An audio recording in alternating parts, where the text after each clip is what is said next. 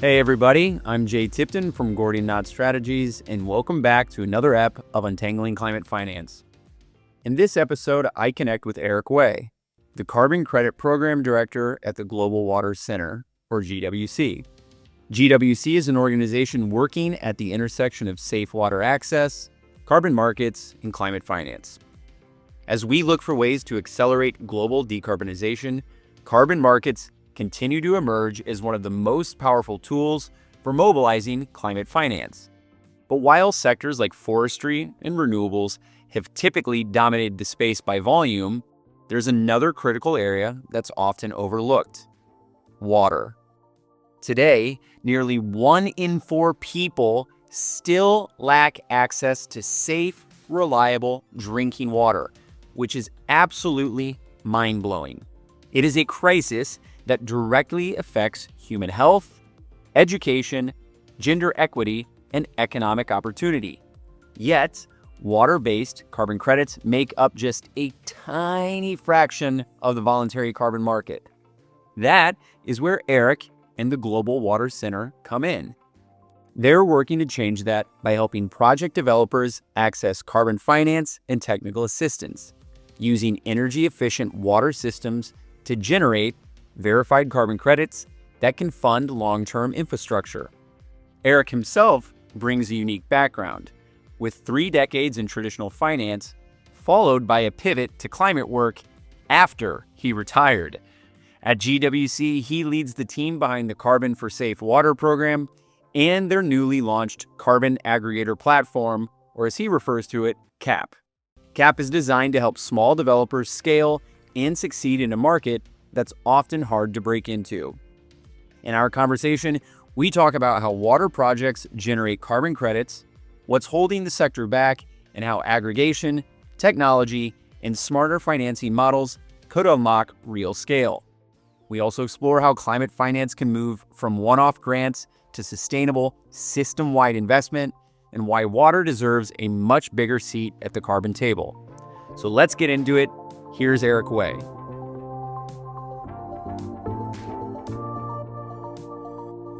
Hey, Eric, welcome to Untangling Climate Finance. How are you doing today? Yeah, I'm good, Jay, and thanks for having me. Of course. Where are you calling in from?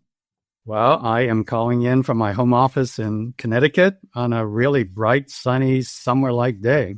I love that. It feels like summer has arrived. I think it definitely has. If you look at it in the context of the temperature, it will be in the 90s today. Wow, 90s. Where are you? I am right now in Todi, Italy, which is in the region of Umbria. I'm visiting some friends. And it's also 90 degrees. So summer here. All right, Eric. So to get us kicked off, I did a little bit of research and I saw that you have a very fascinating career path, starting in investment banking, then private equity, and now deep in the trenches of climate finance. So I'm curious, what inspired you to make that pivot? And if you want to give a little overview of your journey, that would be cool too. Okay, well, I think my situation is similar to many others, I think, in sort of a basic context. Yeah, as you point out, I sort of come from a one-dimensional background in finance in my prior life. So 10 years in the sales side, investment banking, and after that, transitioning over to the buy side, 25 years in private equity. I retired in 2018, but, got a little too restless like many people. And so decided to re-engage, but with a pivot towards the intersection of investment and climate change. So that's how I ended up at NatureVest, which, as you know, is the impact investment arm of the Nature Conservancy. After which I spent a little bit of time at Lombard Odier, heading up their NCS desk. And then I joined the Global Water Center about 1.5 years ago. Excellent. And what do you do specifically there? What's your role? I head up their carbon program unit, which is called Carbon for Safe Water. And we basically provide end-to-end sort of turnkey support to a lot of safe drinking water project developers in helping them to access the VCM for carbon-based financing. Okay, got it. So that's kind of your role. Is that also what Global Water Center does overall, or is there other key focus areas? Yeah, I think basically from Global Water Center's perspective, They're focused on this very, very sort of basic critical issue that are facing, basically 1 out of 4 people in today's world who, it's really difficult to understand and comprehend and internalize, but they do not have access to safe drinking water. Mm-hmm. And, more than 1,000 children die every day from waterborne diseases. Mm-hmm. So, this is for me a difficult data point to really relate to and understand, much less accept. It's sort of like visceral, right? Yeah. So it hits you over the head or punch you in the gut type of impact. Yeah. So I think, from Global Water Center's perspective, they're really trying to address the core problem in terms of access to safe drinking water. And they do that by sort of targeting the root of the water poverty problem by partnering with government, nonprofits, local water support resources, and so forth to basically provide a full range of training and technical support that are needed to build and, more importantly, operate and maintain sustainable water systems. So we're kind of like, if you will, aside from the carbon credit work, we're really focused on creating the water workforce network that will be key in solving the global water crisis. And that's the core thrust of the Global Water Center's focus. Man, those data points are tough. And I think about that. I'm like, man, that seems like an alternative reality for me. And I guess that's at a place of fortune and privilege, but the sheer facts is that it really does exist, whether it's out of our sight or out of our mind. It's still a huge issue on a global scale. Oh, absolutely. Absolutely. So I'm going to ask a question, but I'm going to kind of answer it in a way for you. And the question is, what makes GWC different in the climate and development space? And I will start it off and then you can continue. And the easy one for me is that you guys focus on water, because a lot of my conversations, especially related to carbon markets, maybe water is like a co-benefit of a project, but it's not actually the main focus. And so I want to kick it back to you and run with that a little bit more of what makes you all different in the climate space. Sure. I think aside from that specialization in the water sector, which I fully agree with your assessment that, it's still clearly transitioning, at least in the carbon context, because obviously people have been doing safe drinking water projects for a long time, but it's only very, very recently that they have started a migration towards doing these water projects in a carbon credit context. So I think that's the really new development there. In terms of your original question, I would say that one of the biggest difference I think we have is our ability to bring to bear a truly 360-degree sort of perspective. What I mean by that is, we sort of combine the views and experience of one water mission, ultimate parent company, if you will, which is a major, safe drinking water project developer that has been operating for more than 25 years. And then secondly, we've got Global Water Center, which, as we just said, is sort of a very major water-based support organization delivering training and technical support. And then we have us, the Carbon for Safe Water Unit. As I said, we're focused strictly in delivering support to organizations to access the VCM for carbon-based financing.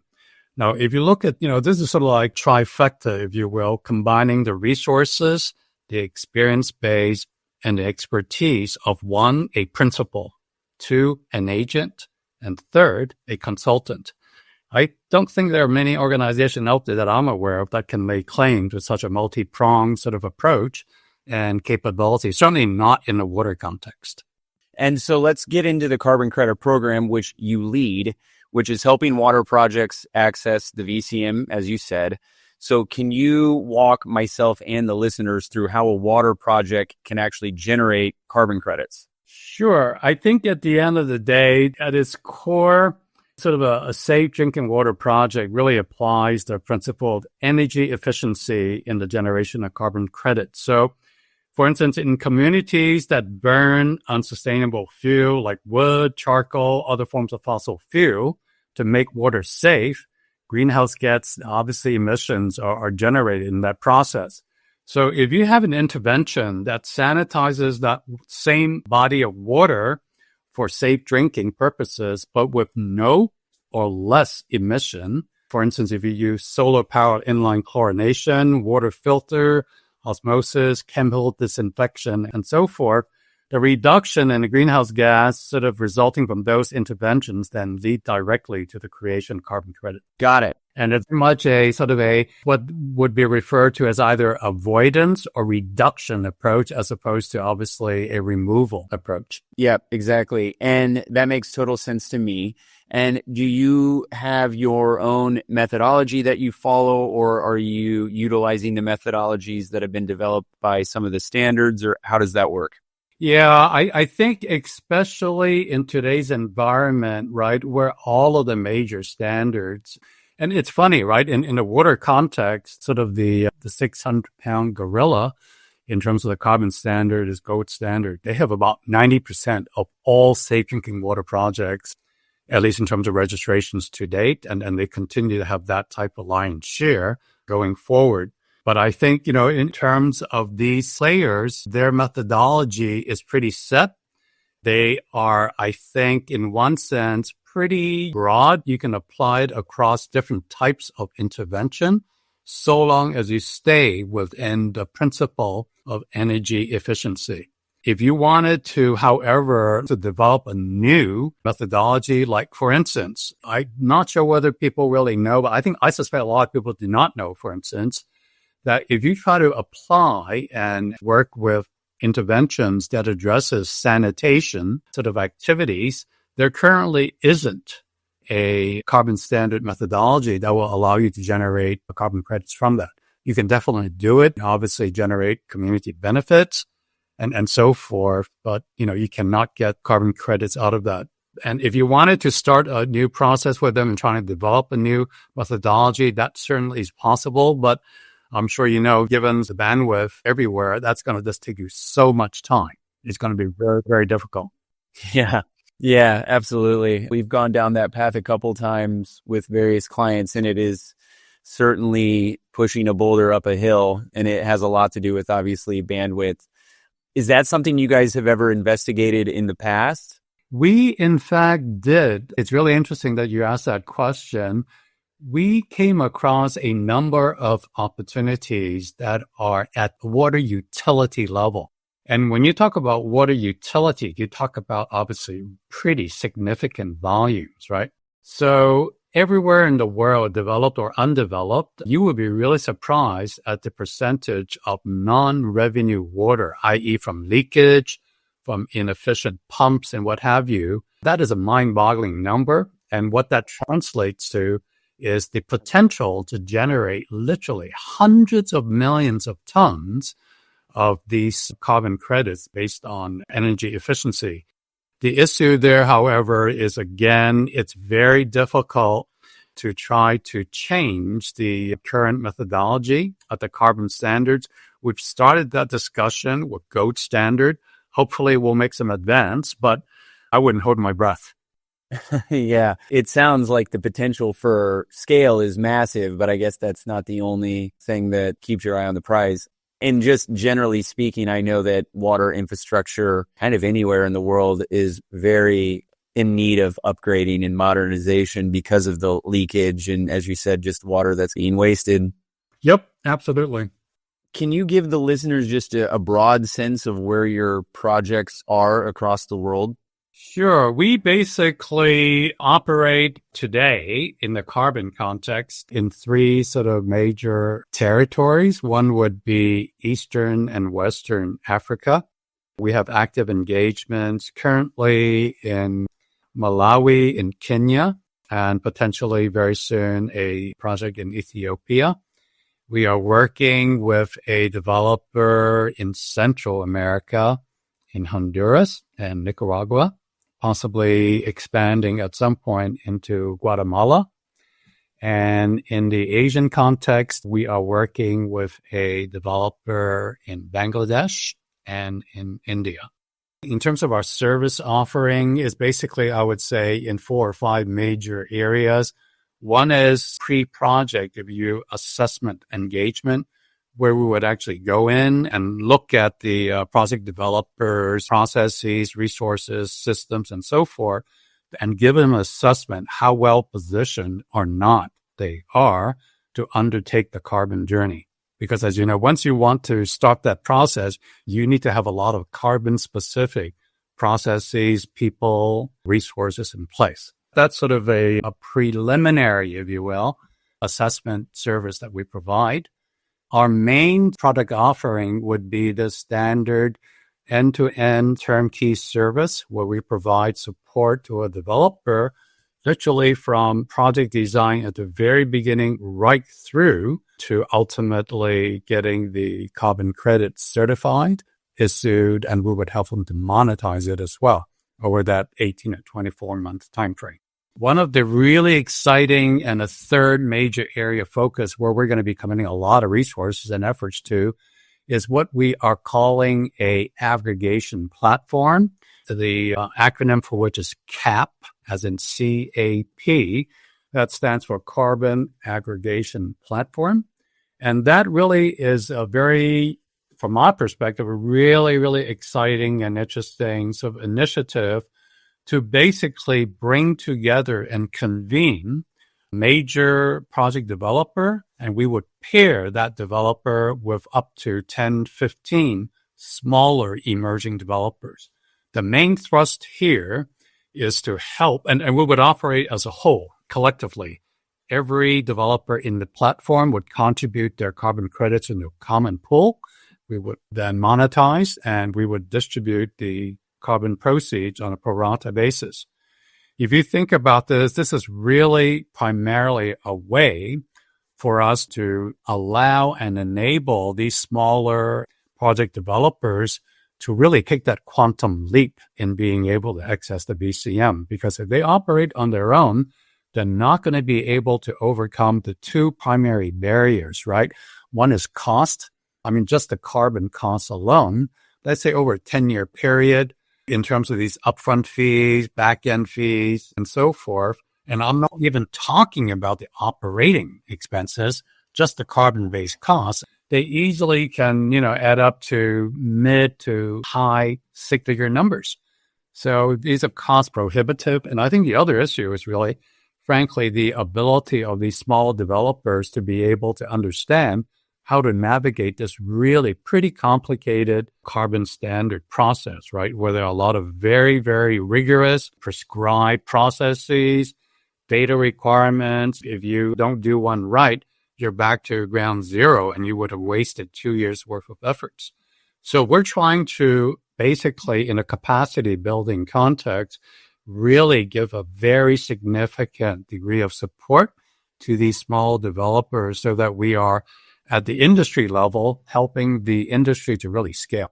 Yeah, that's so important. Before I double click on that, I do want to say that your summary of where your projects are would certainly put the global very firmly in your name, Global Water Center. You guys have earned that with the map of where your projects are. It's a very global reach, I would say, that you have. So kudos there. You earned that. And then yeah, I mean, I think it's important that you pointed that out because obviously accessing the VCM is really tough for both smaller developers and new market entry developers. And as you had said, it runs the gamut in terms of what the challenges are, from finance to technical know-how to, being able to keep the program up and running. And so it sounds as if you're working with a variety of developers, both new and small, but all the way up into larger ones, I think, with the idea of helping the smaller ones become more sustainable and kind of stand on their own. You obviously have your offering in terms of the tool that you highlighted. Are there any other techs that you guys are trying to support along the way that might be helping the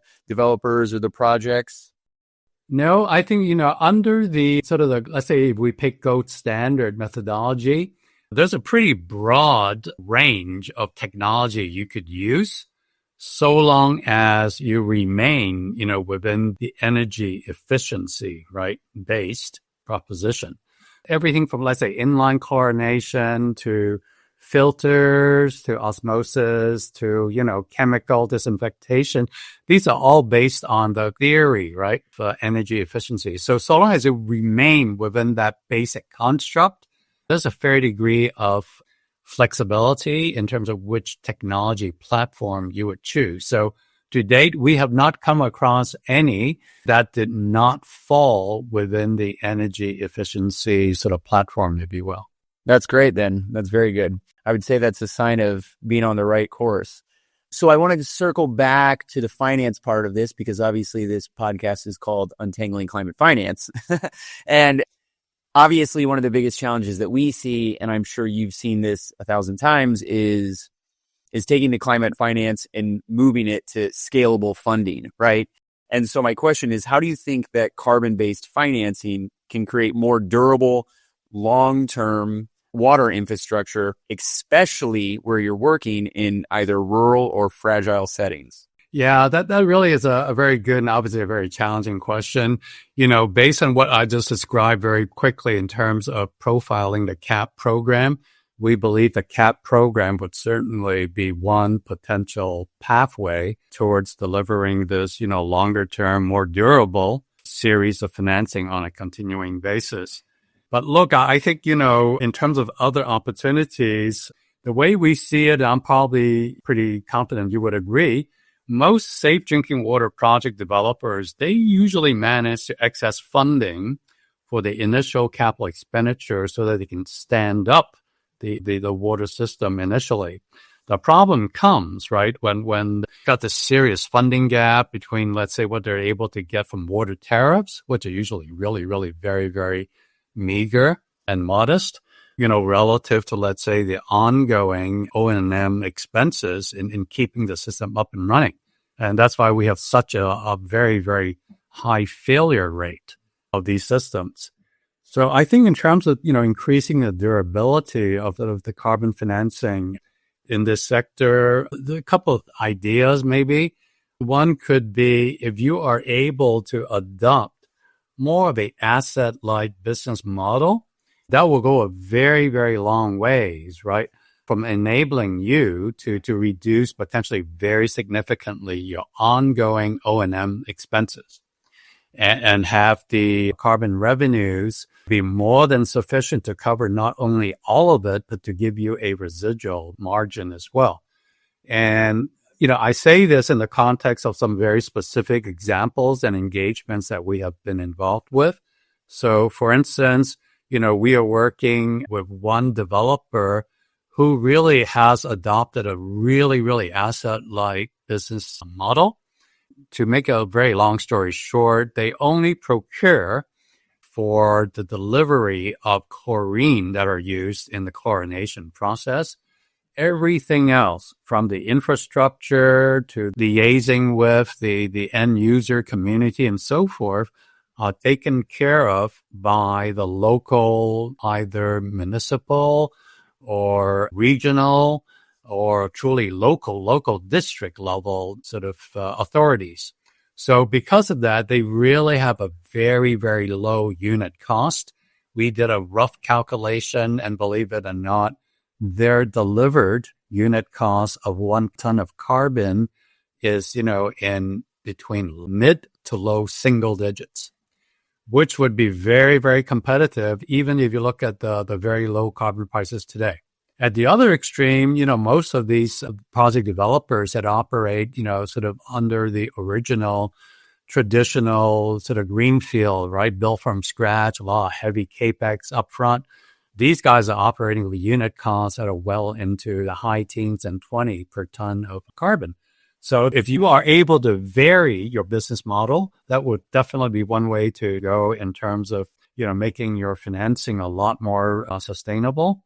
I think the second approach would be to look at whether there are any stacking, right, or bundling opportunities in terms of your combining, let's say, the safe drinking water climate-based credits with something that is more on the resilient side. Could be anything from source water protection, water resource management, or even other non-water-based intervention like forestry or other land-based activities. If you're able to do that, and most of these communities in the rural part of these countries usually are communities that can benefit from multiple interventions. So, if you're able to find the right ones and maybe partner with others that could actually deliver the other interventions, you end up turbocharging the potentially the carbon credit, so that, Yeah. you're in a proverbial situation of, ending up with 1+1 equaling more than 2. And then I think, the third general area, that we always try to explore is see whether you're able to embed additional interventions in these water projects.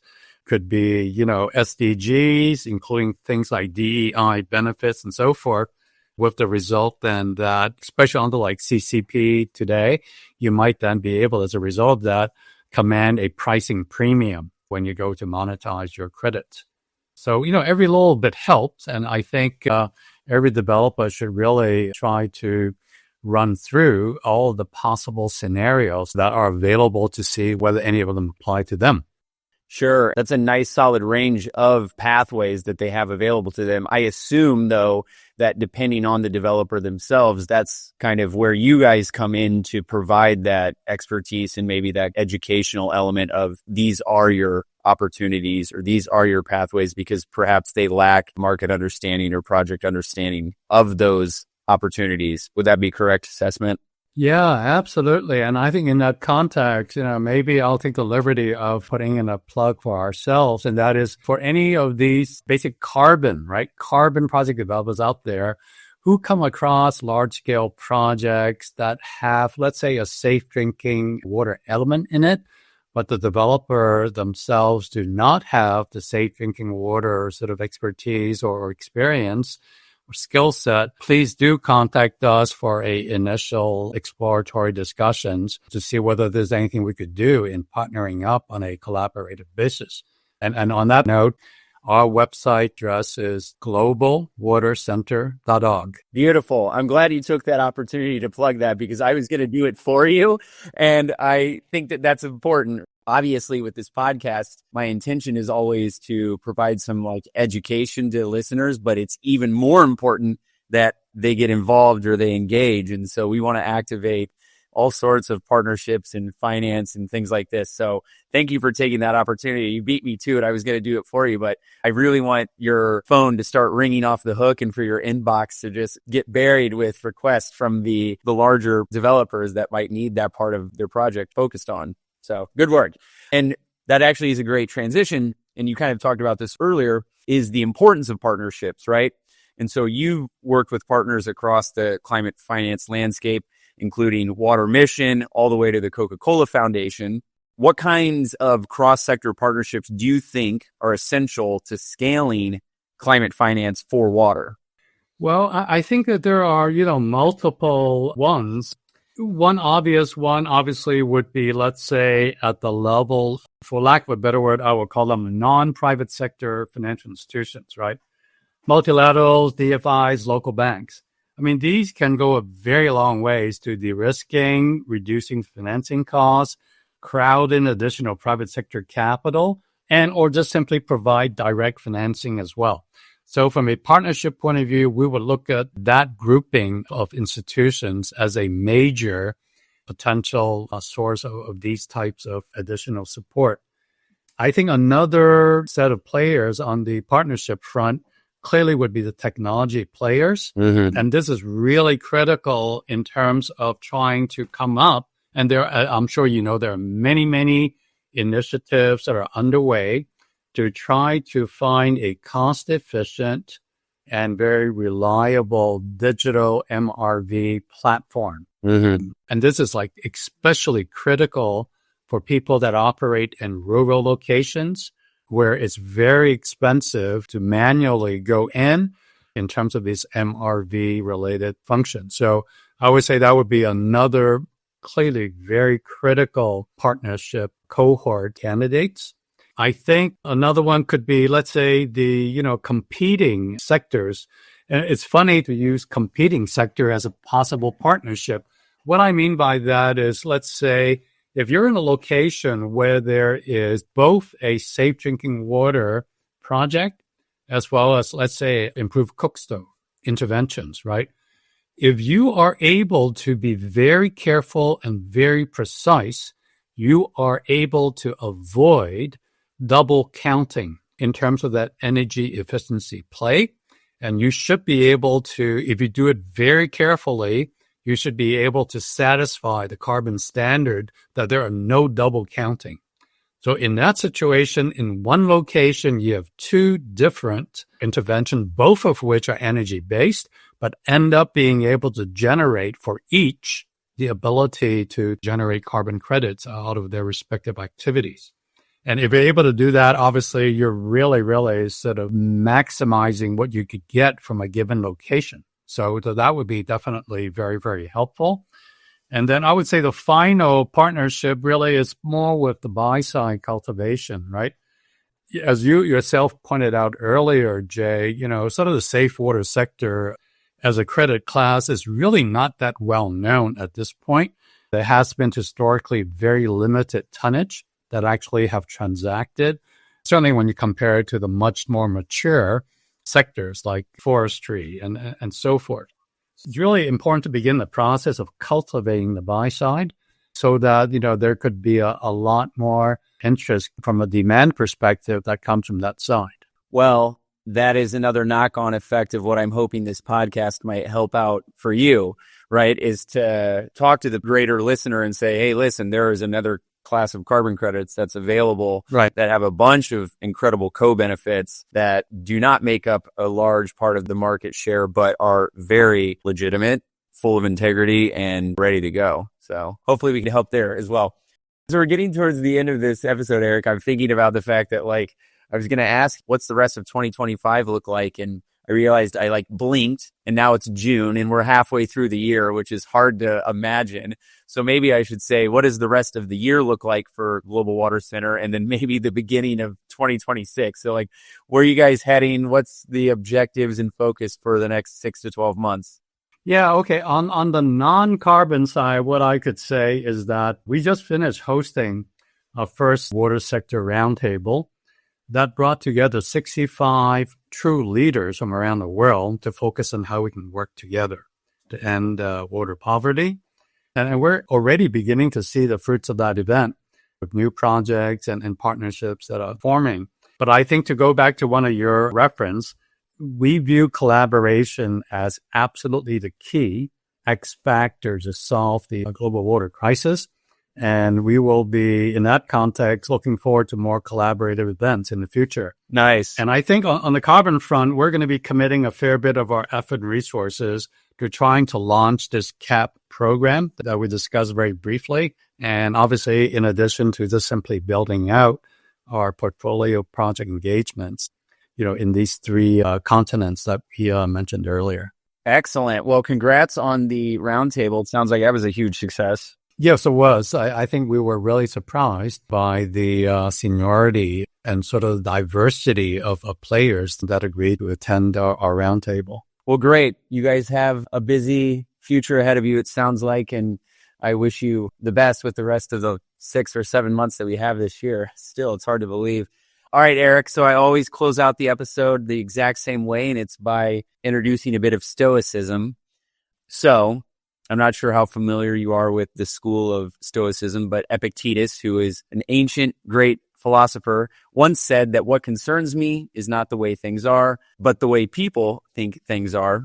So we modify that to a question for you, which is, what do you think is one thing that must be done to change how people think about climate finance? Okay, I would say, though, the short answer is there's no one thing. I think a lot of things you could say in response to that question, but I would say I think it is really to position climate finance as an opportunity, not as a controversial concept, a cost, or a non-sustainable source of capital, which obviously all three of which a lot of people have attributed to sort of the faults of climate finance.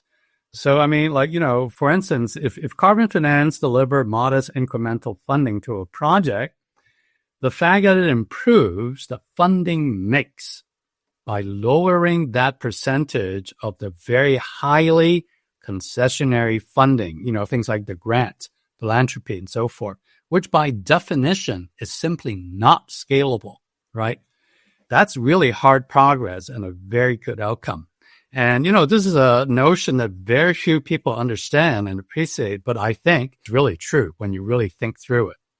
So they're really missing out the fact that This is a really, really important benefit which carbon financing is able to deliver.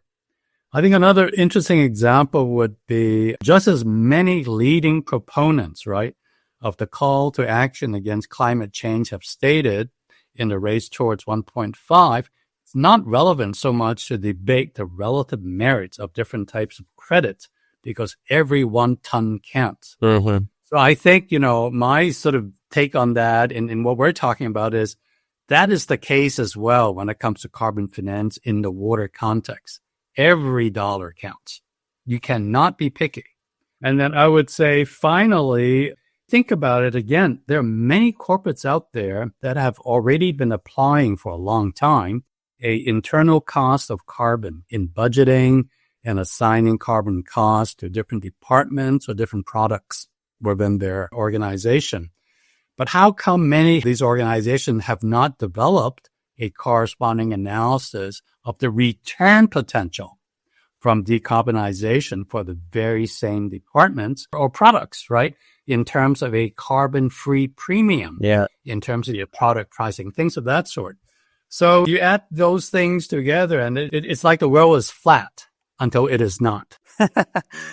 Yeah, I like that. The world is flat until it's not. So in summary, let's position climate finance as an opportunity. Every dollar counts and consider the premiums in the end. Those are great, Eric. Very, very good. I appreciate that. Well, thank you, sir, for taking 40 minutes to meet with me and provide a bunch of fantastic insights. As I told you before we got on the horn, I was very much looking forward to this conversation because I really wanted to focus on water. I think what you guys are doing is awesome. I'm a big fan and sending you guys all the support. So thanks again for joining. Well, I think thank you for all your support and thank you for the invitation. It's been a very interesting conversation. Yes, it has. Thanks again and take it easy. All right. A gigantic kudos to Eric Wei for joining the show and sharing his awesome knowledge of water, carbon markets, and climate finance. And for also shining a light on the essential work that the Global Water Center is doing to expand access to safe drinking water across the world. And I'm going to plug something for Eric, even though he did it for himself in the episode, and say that if you're a climate project developer exploring opportunities in the voluntary carbon market, and your work includes safe drinking water elements, but you don't have the sector expertise to act on them, then Eric and his team at GWC would love to hear from you. They're actively seeking partnerships for collaborative development. Just head to globalwatercenter.org, or you can email Eric at ewei@globalwatercenter.org. You can also find his email and GWC's website in the show notes. Also, before you go, do not forget to subscribe and leave a review on Spotify or Apple Podcasts. If you're listening on Spotify, tap the bell icon so you never miss a new ep, and be sure to explore our other episodes. And if you want, sign up for our weekly newsletter Sliced for the latest on climate finance, carbon markets, and impact investing. I'll be back next month with another convo in the world of climate finance. Thanks for listening, take care, and stay cool. This podcast is brought to you by Gordian Strategies.